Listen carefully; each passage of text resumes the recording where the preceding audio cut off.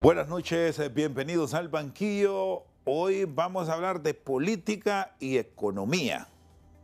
Dos distinguidos hombres que han aspirado a la presidencia de la República, que tienen mucho conocimiento sobre las finanzas públicas, sobre inversión en Honduras y el mundo, nos acompañan hoy.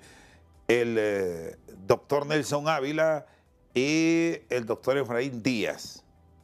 Bueno, si quieren comenzamos hablando de política porque hay buenas historias que las hemos conversado, que tiene que ver con política vernácula, con política estudiantil incluso. Son viejos amigos, doctor Ávila, buenas noches, al igual que al doctor Efraín Díaz. Bienvenido, doctor Ávila. Buenas noches. Muchísimo gusto, muchísimas gracias. Sí, con Efraín tenemos infinidad de años. Yo siempre he dicho que Efraín demostró exactamente cuando fue diputado en la época difícil en Honduras a inicios de los 80. Fue el único diputado que en realidad desde el Congreso se enfrentaba a los abusos que se cometían en ese momento en el gobierno a través del general Álvarez Martínez. Y yo era profesor universitario también, joven profesor universitario, con Efraín también ha sido profesor universitario en la Facultad de Ciencias Económicas.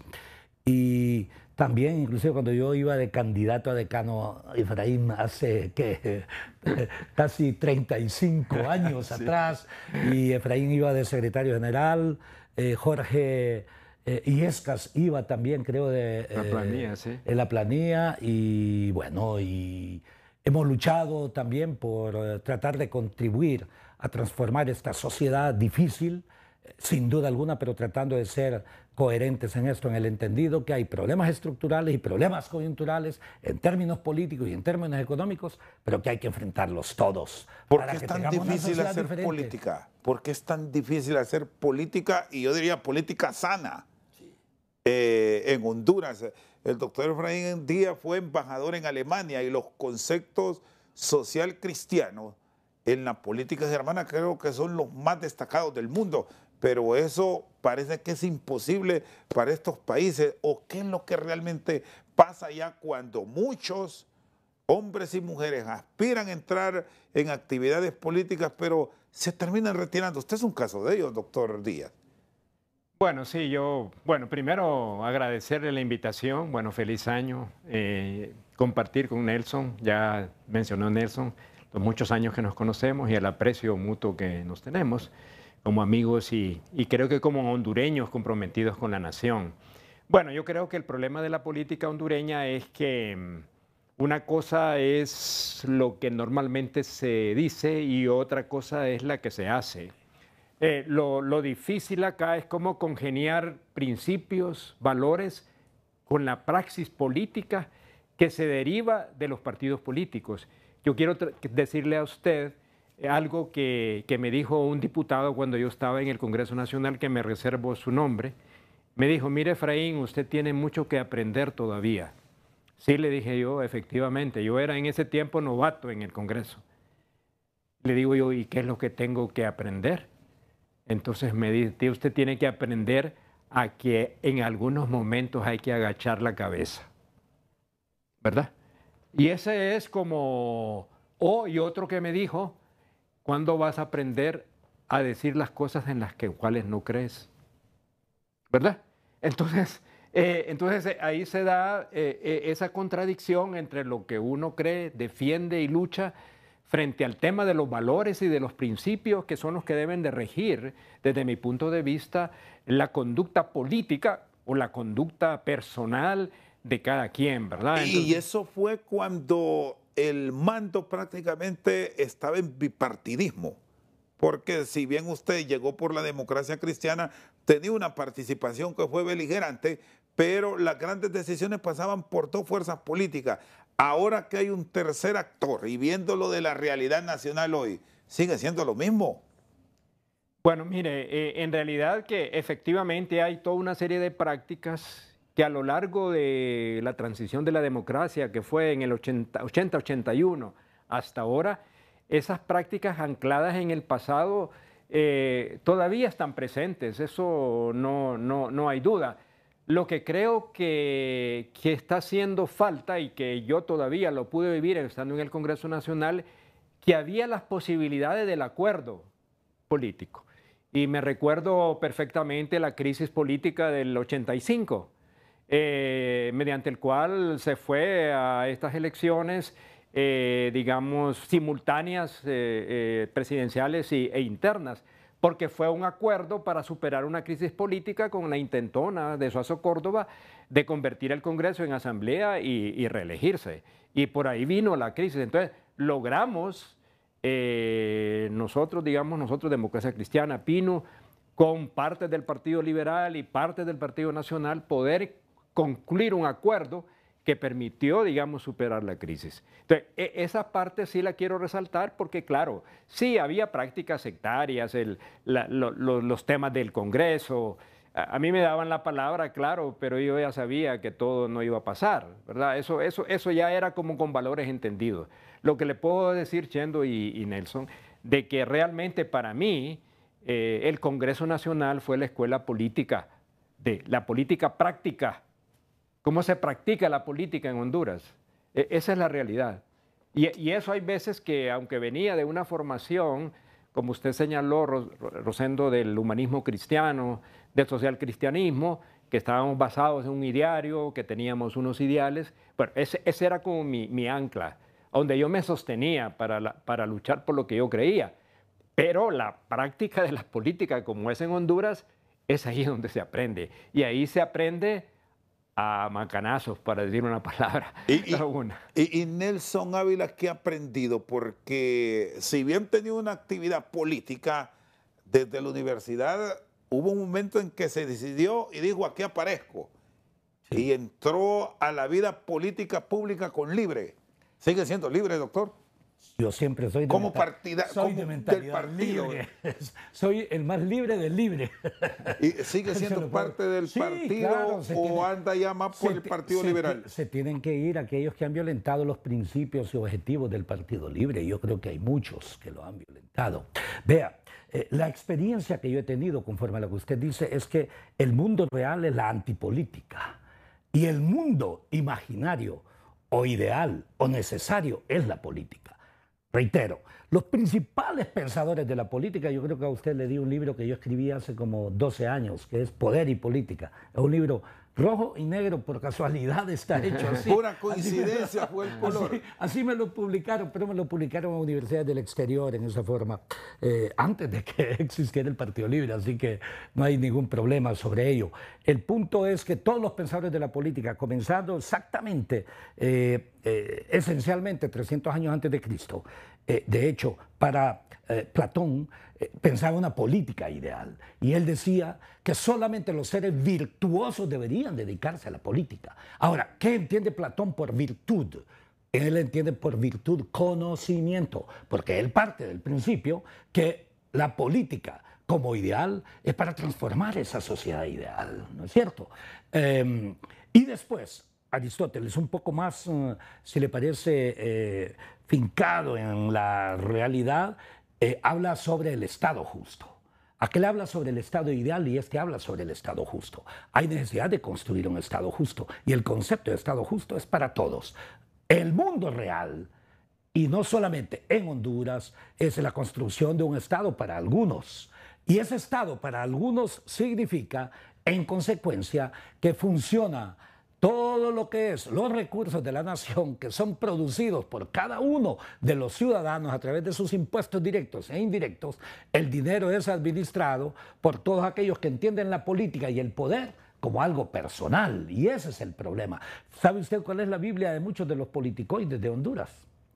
Las 46 leyes del poder de Green. Y las 46 leyes del poder es todo menos política. Lo que es cómo tener el poder personal. Pero si analizamos muy bien los principales pensadores, primero, la política es una ciencia, la política es un arte. La política, en consecuencia, sirve para desarrollar las sociedades, desarrollar las naciones, no para destruirlas, no para trazarlas. Eso por un lado. Y el segundo, es la concepción del poder, el concepto del poder tipificado en todas las constituciones de la República, todo lo que son todas estas visiones, sobre todo de Montesquieu y sobre todo Montesquieu en el espíritu de las leyes, cuando rescata precisamente el concepto del poder que, sobre todo en la Revolución Francesa, se plantea el poder constituyente. ¿Y qué significa el poder constituyente? Es el poder del pueblo, el poder colectivo.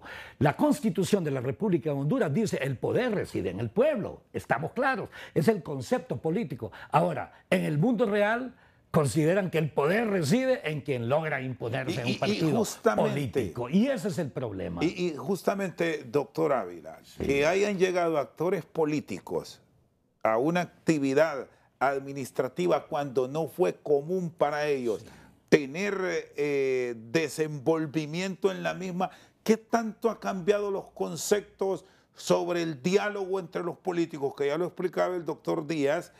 En el 85 fue un buen ejercicio, pero ahora en este momento que está polarizado el ambiente, ese término de concertación ha desaparecido. No existe, ¿O no cree así? No existe la concertación, no existe convergencia, que son los puntos fundamentales en los cuales usted puede hacer que diversos pensamientos se unan en función de una agenda común que beneficie a la nación. Aquí, en lo que se piensa, no es en esa relación, como dirían los gringos, win-win relation, ¿verdad? O sea, una relación en donde todos pueden ganar, ¿verdad? Ganar. Es una relación más bien en donde lo que piensan es cómo un grupo puede imponerse a otro y no tiene nada que ver con los partidos.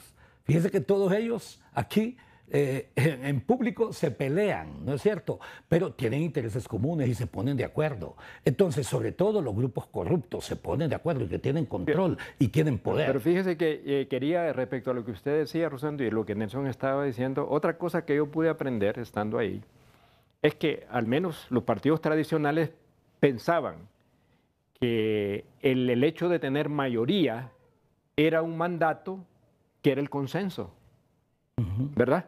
Sí. O sea que la otra forma de poder llegar a que en efecto la democracia es pluralidad, ¿verdad? Es pluralismo, también es consenso, sí, ¿verdad? Básico, porque solo puede haber eso con demócratas. Así es. Pero los partidos tradicionales en Honduras no lo han entendido así. Y yo lo entiendo porque a lo largo de nuestra historia política ha prevalecido mucho el autoritarismo, la dictadura, el caudillismo, el clientelismo político, que son las facetas del realismo político que priva en el país. Y los partidos políticos lo practican como tal en su praxis política.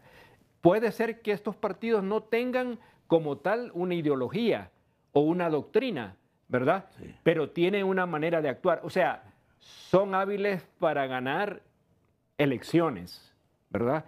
Y hacia eso está dirigido todo su quehacer fundamental, ¿verdad? Y la gente se ha acostumbrado a que la democracia solo consiste en ir a elecciones, pero no las otras facetas esenciales de la democracia, que tiene que ver con los acuerdos políticos, los consensos fundamentales. Y en el momento que vivimos hoy, Rosendo, digamos, con un Congreso en dificultades de gobernanza, donde serían necesarios los acuerdos multipartidarios sobre temas que son de interés del país, usted ve las dificultades que hay para poder llegar a ese punto. Entonces digo, y eso no solamente es el caso hondureño, uno lo ve aún mismo en los Estados Unidos, la dificultad de poder llegar a los consensos, ¿verdad? Entonces es también como una situación que se da en las democracias frente también a la pérdida tal vez de una democracia interna en los partidos políticos que permita democratizar también el proceso. Porque yo digo, y con esto quizás termino, es que no podemos esperar que haya una democracia si no hay cultura democrática. Ese es el punto. Y segundo, si no hay democracia interna en los partidos políticos.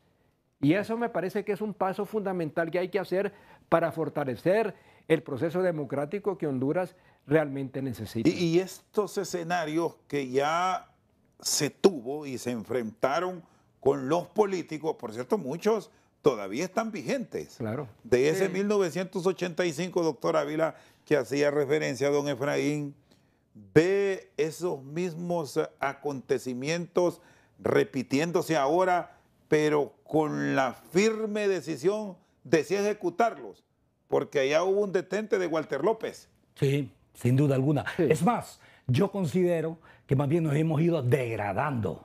Ojalá nos hubiésemos involucionado. ¿En qué sentido decir involucionado? Bueno, llegaríamos, por ejemplo, a la época de Morazán, en donde había propuestas. Estoy hablando de involucionar, pero más bien nos hemos degradado. O sea, ¿en qué nos hemos degradado?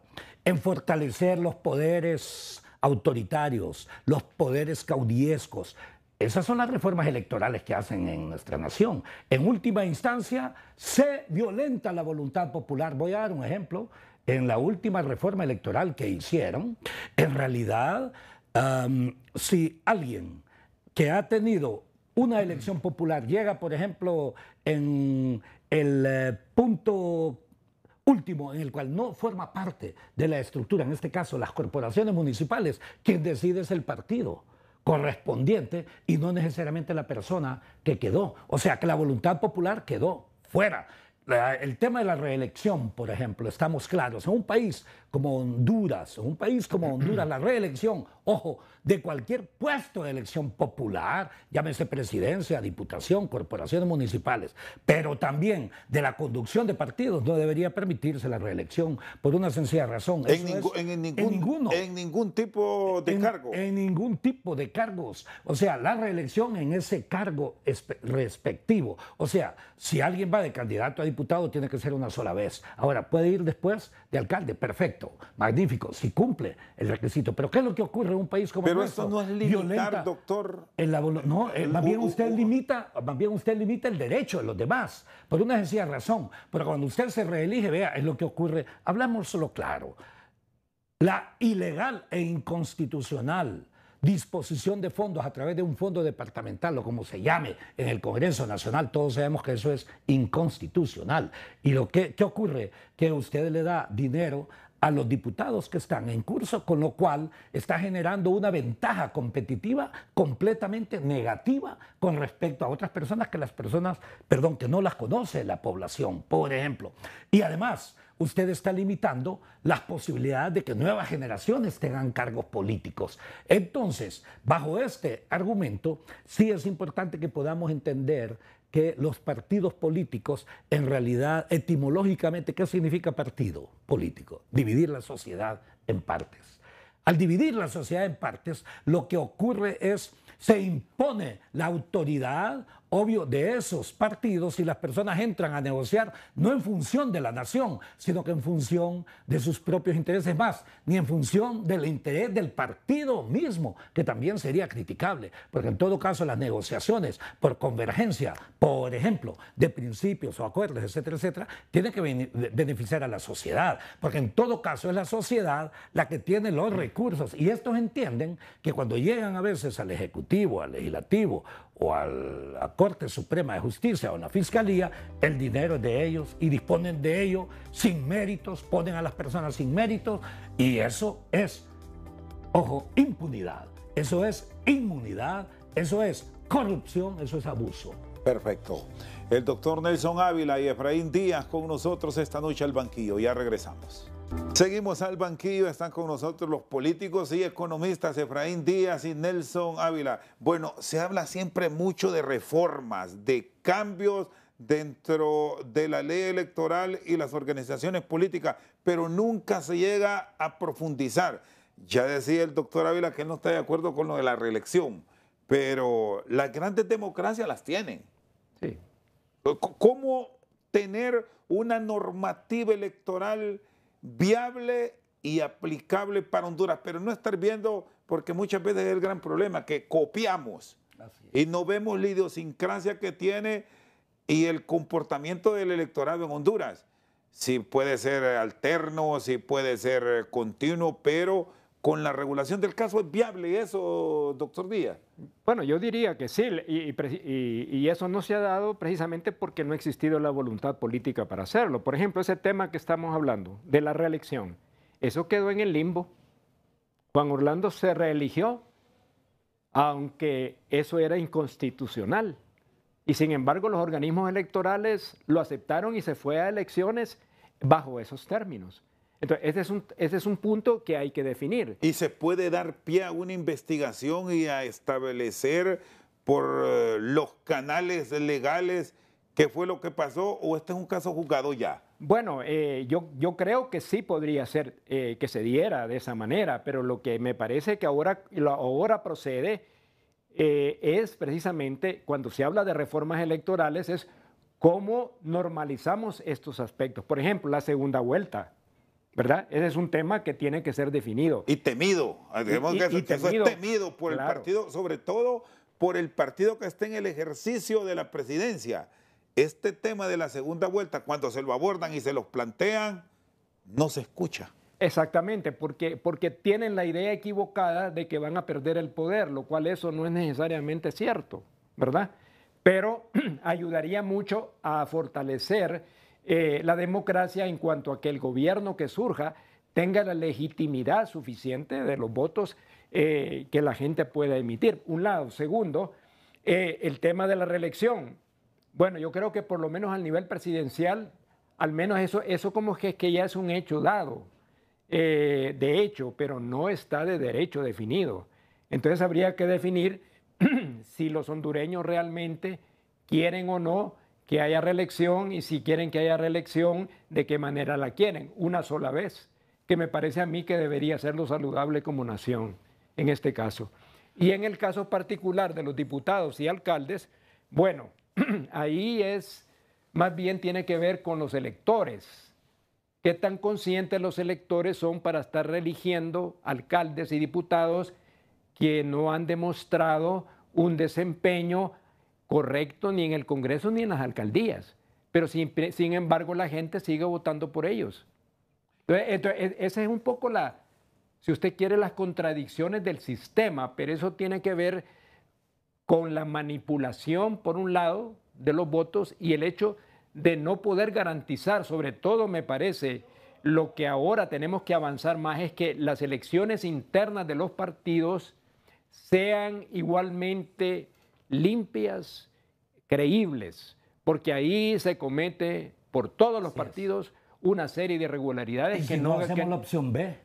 ¿Ah? Si no hacemos la opción B. Si no, la opción B, que es totalmente válida en Uruguay y en partes de Argentina, que fue la que se logró en 1985, precisamente porque había una crisis dentro del Partido Liberal y dentro del Partido Nacional lo mismo. Entonces esa fue la salida que se hizo. Entonces, bueno, hay maneras de poderlo hacer, Rosendo. Yo creo que sí, ¿verdad? Yo digo que la reducción del número de diputados. La reducción del número de diputados puede ser o un sistema de elección de diputados mixto por cantón, distrito electoral y una lista general, porque yo creo que los diputados, mira, el problema de los diputados, ¿sabe cuál es? Que no responden al pueblo que los eligió, sino que al partido que los puso, ¿verdad? Entonces, ese diputado no es independiente, y se lo puedo decir con propiedad, porque cuando yo estuve en el Congreso les pedía ellos me decían muchos, si estamos de acuerdo contigo, le digo, pero ¿por qué no me apoyan en las iniciativas que tengo? No, me dice, porque la línea es que no te apoyemos, y si nos salimos de la línea, nos cortan la cabeza, ¿verdad? Entonces esas son, Rosendo, las realidades políticas a las cuales estamos viviendo todavía en Honduras. Entonces, ¿cómo avanzamos en ese proceso de democratización de los partidos políticos y de los sistemas políticos de tal manera que podamos ir garantizando una democracia mucho más sana, más robusta, más creíble, digamos, en donde el ciudadano realmente siente que su voluntad es respetada? Se irá, salvo cambio de última hora, que lo podemos experimentar hasta el 25 de este mes, de enero, con la misma ley electoral y de las organizaciones políticas. Bueno o malo para los que van a aspirar. Hay necesidad de profundas reformas políticas. Pero pinta, doctor Ávila, que iremos con la misma ley, porque si llegamos al 25 es caso juzgado. Le voy a decir. O nos irán a salir con ¿Sabe usted cuándo aprobaron la por última reforma electoral? esta última vez. No, ¿sabe cuándo aprobaron la última ley electoral? Real y seria. Sí. No, bueno, real y seria. Porque no le sé. digo eso La porque última. ha sido una ley electoral con parche más Así parche. es, así es. ¿Sabe cuándo la aprobaron? Inconstitucionalmente. En un periodo intermedio entre las elecciones primarias y las elecciones generales. Y la Constitución de la República dice que la ley electoral que debe aplicarse es aquella vigente al momento del llamado a elecciones. ¿Cuándo es el llamado a elecciones? En las primarias. ¿Por qué las modificaron después? Esas son inconstitucionales. Sí, no, y eso fue para fortalecer el poder, no de partidos, sino que de los que controlan los partidos, que es diferente. Yo, por ejemplo, le voy a dar un dato. O sea, Estados Unidos es un país de 330 millones de personas. Estamos hablando 36 veces más que Honduras. Ajá. Y los diputados y senadores, o sea, la Cámara Baja y la Cámara Alta, ¿sabe cuántos son? 456. ¿Cuántos son en Honduras? 256. 128 por 2, ¿no es cierto? Diputados propietarios y suplentes. ¿Qué ocurre? Un país 36 veces con mayor población tiene apenas menos del doble de sus representantes. Además, vea, y ahí no hay 9 diputados que demuestran que puede operar el poder legislativo con 9. Pero yo vuelvo, independientemente Nelson, de la violación. Yo vuelvo a lo que decía Perdón. anteriormente. Sí. Es que el Congreso no puede funcionar si los diputados no son independientes. Claro, es que ese es el problema. Es decir, para mí, el mayor problema que hay en el Congreso Nacional es que esos diputados dicen representar al pueblo, pero no representan a los intereses del pueblo, sino que representan los intereses del partido político que los puso ahí. Hablemos claro. Y vos dijiste la última frase correcta. El partido que los puso. Yo diría, el que controla el partido que fue quien los puso. Y aquí los diputados, es importante que el pueblo hondureño en realidad pueda tener la información de que los diputados, muchos de ellos, no son aquellos por los que ha votado el pueblo, son aquellos que están en la nomenclatura de la lista de quién es el dueño de cada partido respectivo. Y le dicen Nelson, a sus representantes, perdón, en el CNE, estos son los diputados que yo quiero, etcétera, etcétera. Así funciona la política real. El pueblo votó por esa gente, Así es. ¿verdad? Aunque inconscientemente, porque le dieron una lista, ¿verdad? Usted va a votar por todos estos, ¿verdad? Y la gente lo hace. Entonces ahí es donde veo yo la falta de cultura democrática y de educación de nuestros ciudadanos, porque la responsabilidad dice, estos políticos, no, pero usted votó por ese político. Así es, lamentablemente. Y usted lo llevó a esa posición, al Congreso, a la alcaldía, y lo llevó a llevar a ser presidente. Entonces la responsabilidad es también de los ciudadanos de votar de manera verdaderamente consciente por lo mejor que puede haber en el aspecto político, que lo hay y que lo puede haber también. La ley actual se sigue prestando con la que pinta que iremos, insisto en eso, salvo que nos salgan, yo le decía a doctor Ávila y doctor Efraín Díaz, con aquello que nos han ya trasladado los políticos nuestros por esta única vez. Claro. Pero esa única vez se volvió repetitiva y ya sabemos qué consecuencias hemos tenido. Reitero, esta ley actual se presta para imponer diputados, para decir quiero y aunque el pueblo no lo votó, lo terminó poniendo. Y no solamente diputados, para imponer candidaturas presidenciales también. En las primarias e internas, todos los partidos políticos en la última vez hicieron fraude. Todos lo saben, todos lo sabemos. Yo les puedo dar miles de ejemplos. Y también se presentaron las evidencias ante el CNE, no hubo absolutamente ni la más mínima investigación. Y aún así usted está claro, seguro, firme de seguir o ya tira la toalla. Le diré, fíjese que nosotros vamos a ser presidentes del 2026 al 2030. Se lo digo ahorita. ¿Con qué partido? Bueno, usted quiere que yo le diga todas las estrategias y me es difícil decírselas. Lo único que sí le voy a decir es que en Honduras,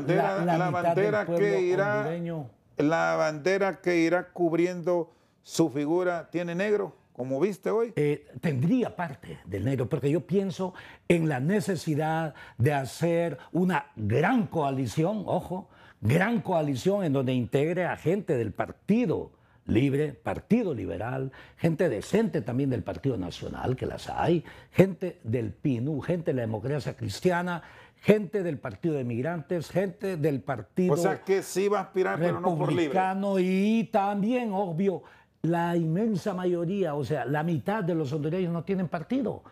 La mayoría de los jóvenes tomaron una decisión, usted lo sabe, para votar en la fórmula de Xiomara en contra de Juan Orlando. Probablemente no apoyaban a Xiomara, algunos de ellos, pero querían que Juan Orlando estuviese fuera. Nelson Ávila no va a competir con Rixi Moncada. Yo siempre compito. No me refiero en la misma línea partidaria. Es probable, es probable. Lo único que sí le puedo decir es que si las condiciones están dadas y las primarias e internas se garantiza que sean completamente honestas y transparentes, pues veremos. Pero en este momento no están dadas esas condiciones. Hay una ley electoral completamente antidemocrática. Le puedo dar todos los ejemplos en donde el objetivo fundamental es que quien controla un partido tiene el poder de todo. ¿Me explico? Eso no puede ser.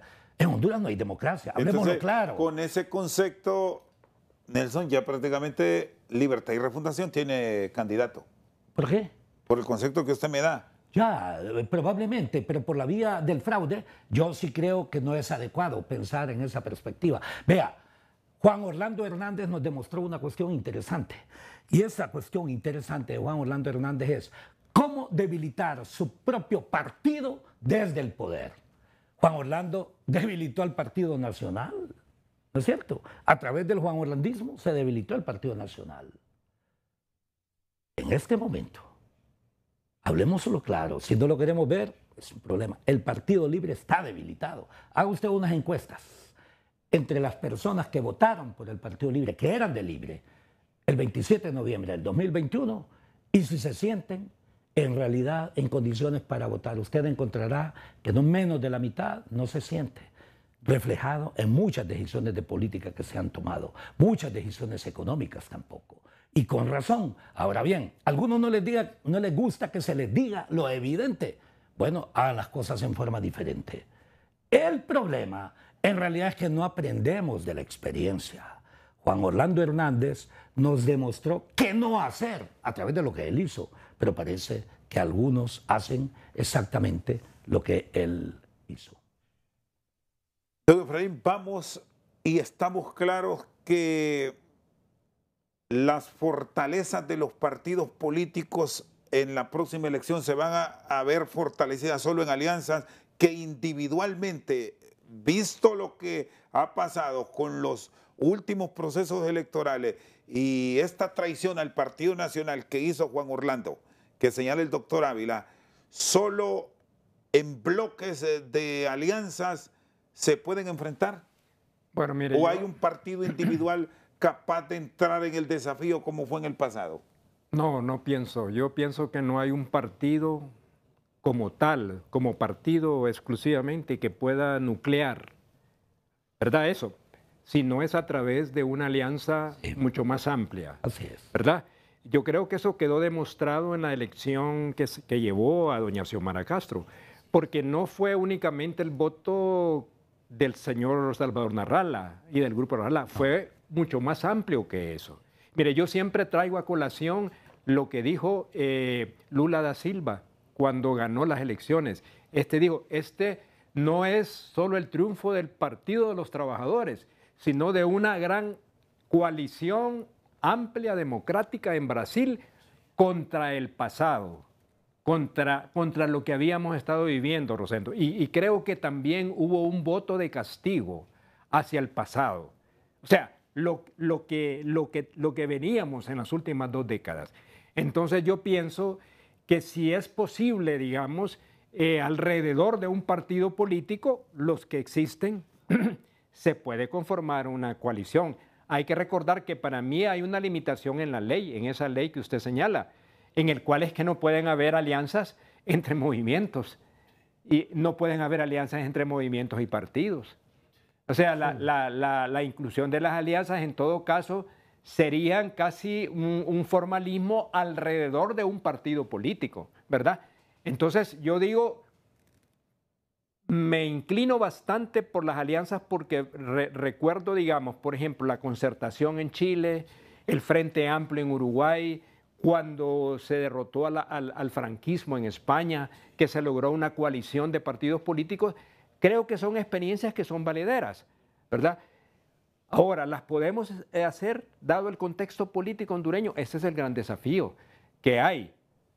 Que haya líderes, ¿verdad?, políticos que puedan nuclear un amplio sector de la población y que puedan encaminar a un proyecto político de transformación, que es lo que queremos.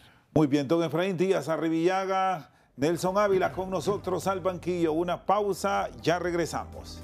Bueno, seguimos al banquillo. Está con nosotros don Efraín Díaz Arribillaga y el doctor Nelson Ávila. Son políticos y a la vez economistas. Nos quedamos hablando mucho de política, pero en realidad, para hablar de un verdadero político que aspira a un desarrollo de país, lo primero que deberíamos ver es la economía. Las finanzas de un país es fundamental para muchos otros proyectos, pero estos son conceptos que de repente ustedes dos que conocen de números y de finanzas nos pueden orientar mejor. Lo pasamos a otros planos, porque lo primero aquí es lo político. Sí, bueno, usted sabe que la economía nace como economía política, ¿verdad? O sea, la economía y la política están estrictamente ligadas. Para hacer política económica. Para hacer política económica. De acuerdo, bueno, y en ese concepto debemos decir que si hay algo en lo que ahora mismo para el país debería tener una estructura y una planificación adecuada es lo económico. Sí. Lo financiero de la nación. No estamos bien. Hay que reconocer lo que hay que hacer cambios. ¿Cómo debemos esperar este 2024? Un año, bueno, dicho sea de paso, político.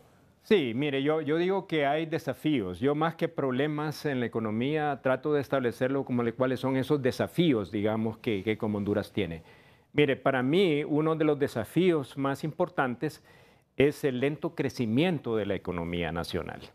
Ese lento crecimiento que si usted lo ve, digamos, en un periodo del 2012 al 2022, creció a un 3.3% en promedio en una década, ¿verdad? Incluyendo el tema del COVID y la recuperación. La mitad de lo que debemos crecer. La mitad que debemos crecer. ¿Qué pasa con eso? Entonces, lo que pasa con eso es que ese lento crecimiento no nos permite reducir los niveles de pobreza, generar mayor empleo, ¿verdad? Porque es muy lento el crecimiento. Entonces yo digo, el modelo económico que hemos venido planteando hasta ahora, que está basado en la maquila, está basado, digamos, en las exportaciones, básicamente exportaciones primarias todavía, fundamentalmente, y la de la maquila, ¿verdad? Y en el tema de las remesas. Esos son como los puntales de ese modelo. Entonces, los motores de ese crecimiento ya no dan suficiente como para poder, digamos, reducir la pobreza significativamente. Mire, si creciéramos al 3.3% al menos, de manera consistente, tomaríamos 2 décadas para duplicar nuestro ingreso per cápita, ¿verdad? Y si usted lo ve, el otro reto fundamental que tenemos es la baja productividad de nuestros sectores productivos, donde usted tiene una informalidad de un 70% de la población que vive la informalidad. Entonces, baja productividad e informalidad es igual a una pobreza en el cual, pues, independientemente de las cifras que se den, está hablando de cada 10 hondureños, 6 viven en la pobreza. Entonces, para poder impulsar ese crecimiento, necesitamos, digamos, crecer más, tener nuevos motores de crecimiento y, por otro lado, el tema de la inversión extranjera directa. Fíjese que aquí se ha hecho mucho debate sobre eso, pero la inversión extranjera directa viene en picada desde el 2014.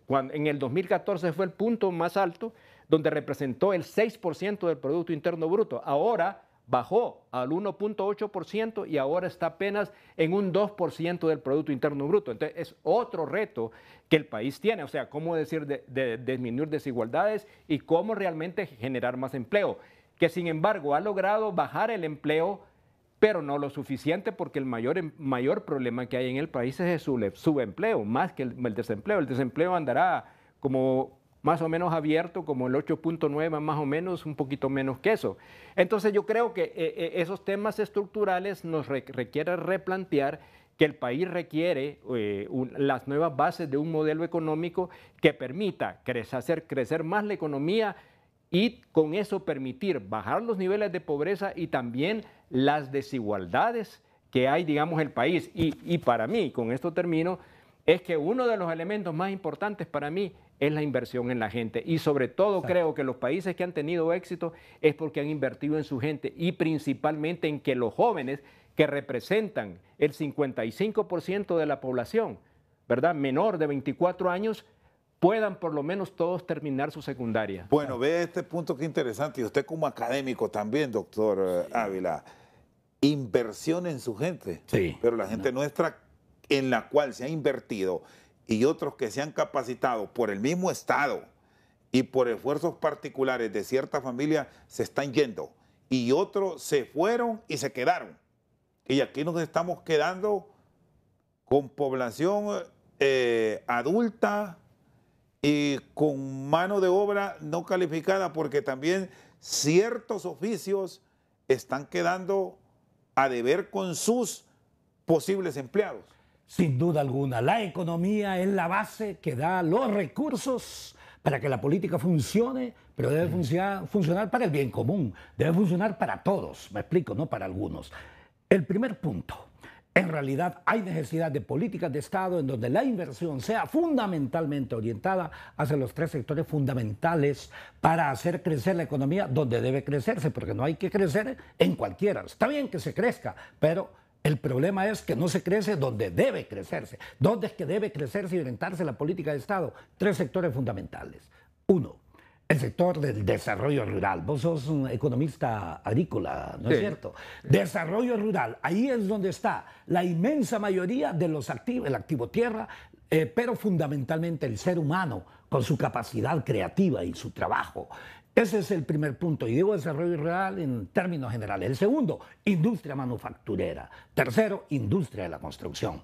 Está bien que crezcamos en red vial, telecomunicaciones, yo te agregaría algo más, Nelson. Yo creo que es importante que el país también invierta en el desarrollo tecnológico y en la innovación. Exactamente. Porque si no, el país claro, no va a poder dar ese salto que así estamos queriendo que dé. Y está bien que me hayas recordado esto, que en realidad la economía es la base del crecimiento, pero la educación a través de ciencia y tecnología es la base del desarrollo, cuestiones que son completamente diferentes. Esto significa, y ese sería el segundo punto, que en realidad hay necesidad de profundas reformas en las políticas macroeconómicas.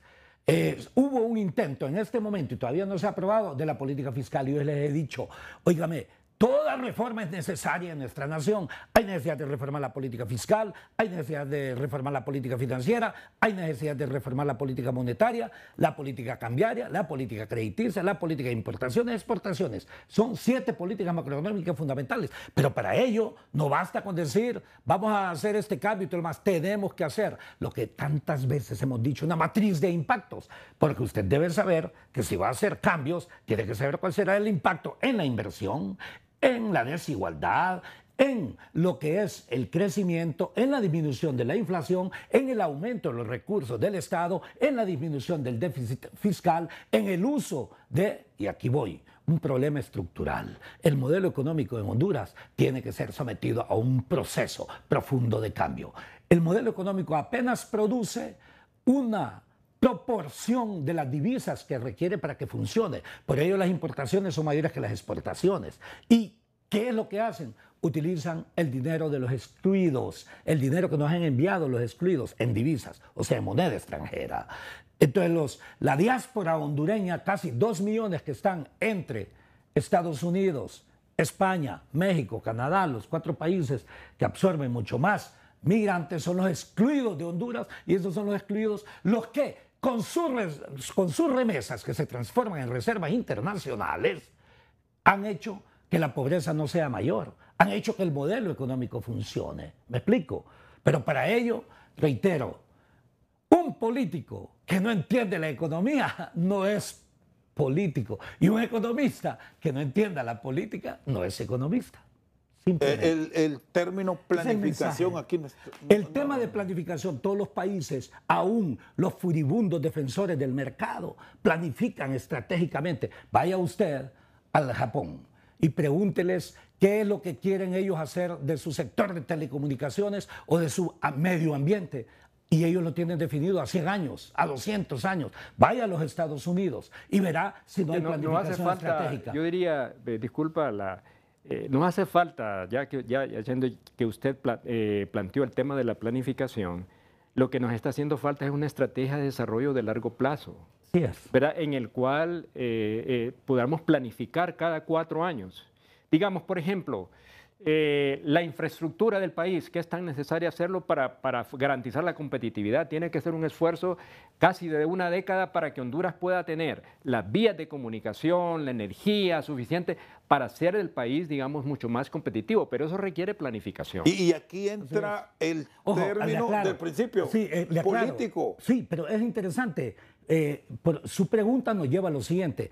¿Existe separación entre mercado y planificación? La respuesta es no. Es que fíjense que hay muchos que han dicho la planificación es la antítesis del mercado y el mercado es la antítesis de la planificación. Es falso. El mercado tampoco es privativo del sistema capitalista. El mercado existe desde que hubo exceso de producción. ¿Cuándo? Desde la época esclavista. ¿Me explico? Las sociedades han funcionado a través del mercado, pero lo que se requiere para los países como nuestro es tener visión estratégica e irla de una u otra forma adaptando a las condiciones y a las situaciones también geopolíticas. Y aquí hay otro elemento que ha fallado y volvemos al principio de los políticos, porque hay buenas estrategias, buenos programas ya definidos. Pero ellos no son políticos. Pero el problema es que cuando llegó el otro, me refiero a un nuevo presidente o presidenta, porque como aquel era del otro partido, no me gustó. Vamos a ir a la pausa para cerrar con esto en punto sobre la mesa. Y usted lo conoce bien, en el tema agrícola. Aquí hubo una perfecta planificación para el desarrollo del agro. Hace unos años atrás, en la administración de Maduro Yoes, era un buen programa agrícola. Pero llegaron otros y dijeron, no, esto lo hizo UNASUR, esto no sirve, lo votó y se quedó en la gaveta un extraordinario proyecto. Ya vamos a hablar de eso. ¿Le parece, doctor? Bien, no hay problema. Perfecto, vamos a la pausa. Abierto a todo. Bueno, cerramos puntos sobre la mesa esta noche en Al Banquillo. Hablábamos esto de la continuidad de programas, el seguimiento de proyectos. Ese ha sido un gran fracaso de muchas economías que por asuntos políticos y de ideología los vamos apartando y muchas veces son buenos, doctor. Sí, mire, yo podría decir que la historia de Honduras es una historia de oportunidades perdidas, de procesos de transformación que no se han nunca consolidado, a pesar de que hemos hecho procesos de cambio, digamos, en el país. Entonces, eso es lo que necesitamos hacer, dar esa continuidad. Aquello que funcionó bien, lecciones aprendidas, adelante, hay que impulsarla. Usted mencionó el sector rural. Este tiene que ser un sector importante. Tenemos que volver al campo, ¿verdad? Yo digo a la Honduras profunda, le digo yo. La Honduras profunda es esa, ¿verdad? Donde vive una gran parte... No confundir aquel término de la Honduras de allá con la de aquí. No con la de allá y no lo de allá. No, la Honduras profunda es el sector rural donde vive nuestro campesino, nuestra economía campesina, ¿verdad? El sector agrícola tiene que ser todavía sigue siendo una base para el desarrollo del país, lo mismo que la industria forestal, Rosendo. Ese es un punto que no hemos hablado aquí. Un país con una riqueza forestal nunca ha podido tener una industria forestal competitiva como base del crecimiento del país, ¿verdad? Y no digamos la biodiversidad y los recursos que tenemos. Entonces, ese es un sector importante, el de manufactura, que tú lo mencionaste también, pero creo que aquí es importante entrar en la era de que estamos enfrente a la revolución digital y el país tiene una enorme brecha digital que hay que realmente ponernos al día y cómo aplicamos nuevas tecnologías para volver el sector exportador con productos de mayor complejidad. No es que sea malo exportar solo café o aceite de palma, pero tenemos que darle valor agregado a esas exportaciones para que puedan crecer, porque tenemos una brecha externa que solamente la podemos cubrir con lo de las remesas y las transferencias que vienen del exterior y los préstamos. Entonces, ese modelo ya no es sostenible para mí en el largo plazo. Vea, la economía tiene que financiar el futuro. y financiar el futuro significa transformación profunda, entre otras cosas, del sistema educativo, que es la base del desarrollo. ¿Cómo es posible que nosotros no seamos capaces de garantizar que a los 18 años aproximadamente, o 17, cuando ya terminen precisamente los 11 años de educación ya directa en adición a la prebásica, no seamos capaces? Yo creo que ese debe ser el modelo. Primero, un modelo en donde se conozca al máximo las matemáticas fundamentales. Me explico, para tener esa formación matemática que le permite a ustedes de una u otra forma discernir y aprender la realidad misma. Segundo, lingüística. ¿Cómo es posible que al terminar esa edad no seamos capaces de hablar al menos 2 idiomas? ¿Me explico? El tercer punto, ¿cómo es posible que no seamos capaces de manejar las últimas tecnologías, precisamente si estamos en lo que se conoce como la inteligencia artificial? Eso debe ser parte de ello y el gobierno debería negociar con muchos de los países, más allá de las maquilas, de hilados, de textiles y todo lo demás. ¿Por qué no podemos producir nosotros aquí componentes electrónicos? ¿Cómo es que nosotros no podemos también producir, no solamente ensamblar computadoras? Dar el salto a una mayor complejidad de la industria maquiladora. Así es. Y el cuarto punto, la formación. Yo estoy hablando de los 4 sectores fundamentales de formación de la nueva educación en Honduras. Entonces sería precisamente el tema de lo que es el análisis de la naturaleza y su medio, en donde, vean, lo que tú decías, según informe del PNUMA, el Programa de las Naciones Unidas del Medio Ambiente, Honduras es de los países que más ha destruido su medio ambiente desde 1950. Si usted ve, hasta la fecha, en 70 años hemos destruido la mitad de la biodiversidad que ha existido. O sea, si comparamos lo que había en 1950 al 2023, hemos destruido precisamente nuestro ambiente. ¿Podemos continuar en esa perspectiva? No, pero la única forma es entender que la economía y la política van interrelacionados, pero que el desarrollo solamente es determinado a través de una profunda transformación del sistema educativo. Muy bien. Hemos llegado al final con nuestros invitados de hoy, don Efraín Díaz Arribillaga, ex candidato presidencial de la Democracia Cristiana, hombre de academia, economista, y el doctor Nelson Ávila. También es precandidato presidencial. Solo un detalle, ¿cuándo se decide sí o no? No, yo siempre soy una persona decidida, lo que pasa es que no voy a decir todas las estrategias ni los métodos. Bueno, ya convenció, fueron compañeros, sí, amigos de años para el apoyo. Mira, para mí sería un honor trabajar juntos con Efraín. Porque ¿Volvería a política, doctor, o ya ese es un asunto cerrado en su vida? No creo que está cerrado totalmente. No, yo creo que sí hay todavía posibilidades de la manera que uno mejor pueda contribuir a impulsar los cambios que el país requiere. Pero ya Democracia Cristiana cero va, nada, mire, nada que ver. Esa es una cosa que siempre me es difícil para mí, ¿no? Porque, bueno, toda una vida dedicada a la democracia cristiana, pero tal como está la situación en el partido actualmente, yo lo veo bien difícil poder ahí por ese lado, ¿no?